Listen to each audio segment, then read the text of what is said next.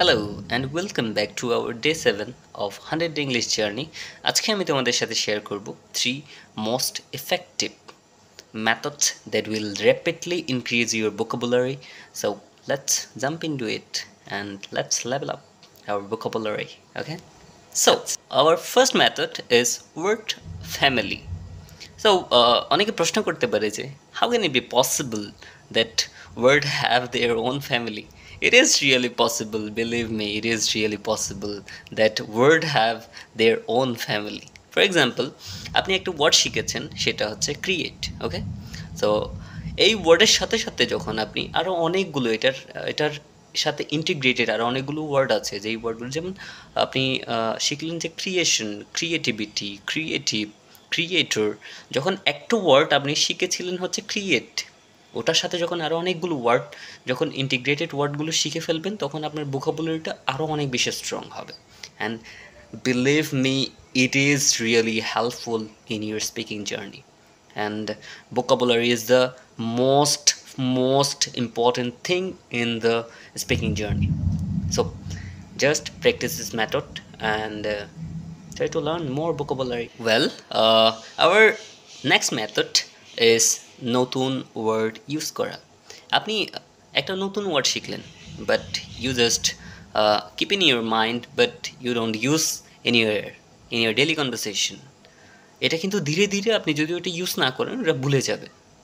কিন্তু যখন আপনি একটা সেন্টেন্স বানাবেন, যখন ওই ওয়ার্ডটা দিয়ে একটা নতুন একটা সেন্টেন্স বানাবেন, that will make you more memorable. যে এটা আপনি কোন কনটেক্সটে বলেছিলেন, বা আপনি কেন বলেছিলেন, কেন শিখেছিলেন, এটা যখন কনটেক্সটটা পড়বেন বা কনটেক্সট আপনার কাছে মনে থাকবে, একটা সেন্টেন্স যখন বানায় ফেলবেন, ওই জিনিসগুলো যখন আপনি নতুন একটা ওয়ার্ড যেটা শিখতেছেন, ওটা যখন আপনার ডেলি কনভারসেশনে ইউজ করতেছেন, ঠিক আছে? আজকে থেকে যেই ওয়ার্ডগুলো শিখবেন, সেটা আপনার কিন্তু ডেলি যে কথোপকথন হচ্ছে ওখানে ইউজ করার চেষ্টা করেন। So that's the second method. So our third tip is read for context. You just read your English text for vocabulary context.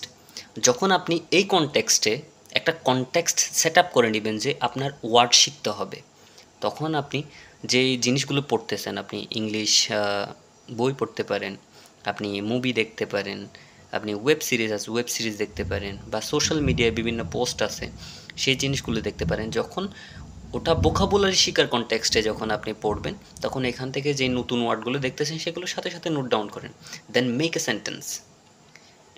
ওই যে সেন্টেন্সটা তৈরি করতেছেন আপনি, ওটা কিন্তু আপনাকে, ওটা একটা লং টাইম আপনাকে মনে রাখার একটা উপায়, ওই জিনিসটা আপনাকে তৈরি করে দিচ্ছে। এই জন্য আজকে থেকে এই মেথডটা ফলো করা শুরু করুন। Just read for context.